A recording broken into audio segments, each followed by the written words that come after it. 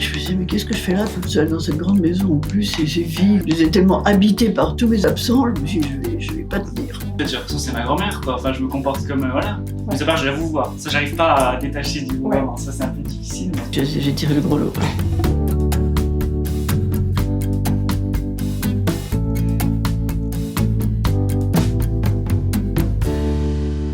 Je me suis tout de suite dit, ces deux-là vont bien s'entendre parce que Kylian avait vraiment à cœur de pouvoir être dans l'entraide, pouvoir rendre des petits services.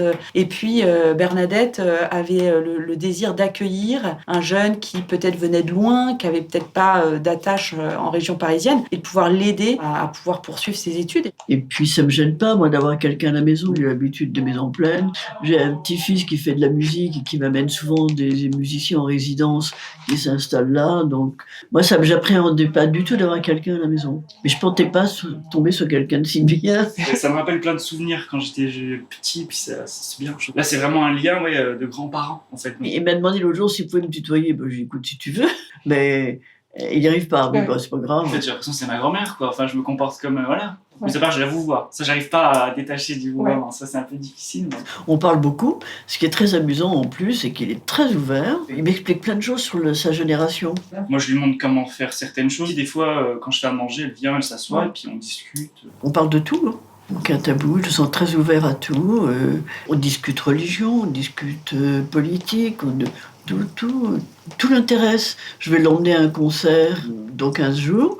Tout le temps. On se réveille, on mange le petit-déj ensemble, on mange le midi ensemble. Très familial, je m'attendais pas à ça en fait. Au tout départ, je pensais que ça allait être je vais faire à manger pour moi, elle va faire à manger pour elle. On va se parler que quand je vais rentrer de l'école et tout ça, mais en fait, pas du tout. Et la sauce, c'est fait à quoi? Alors, fumée de poisson, crème et safran. Il a une série d'épices en tout genre. Ouais, José me dit, à l'hôpital, on mangeait pas ça, puis ça lui fait du bien de manger autre chose. Ça me fait plaisir aussi. Parfois, on dénigre un peu les jeunes avec leur casque, un peu égocentrés, mais non, il y a plein de jeunes super. C'est très chouette, et puis ils se sentent valorisés aussi. Beaucoup me disent, moi, quand je vais me coucher le soir, je suis super content d'avoir pu rendre service. Puis ça la stimule du coup, elle a envie de faire des choses, et ça me fait plaisir. Là, je me dis, je sers à quelque chose, en fait. J'ai besoin de lui demander quelque chose, il va le faire avant que je le demande. Vous savez que j'étais stupéfaite. Je prépare mon petit déjeuner tous les soirs, sur la table, et je lui ai rien demandé.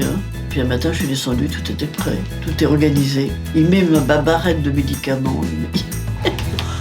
Je disais, jamais ça m'est arrivé.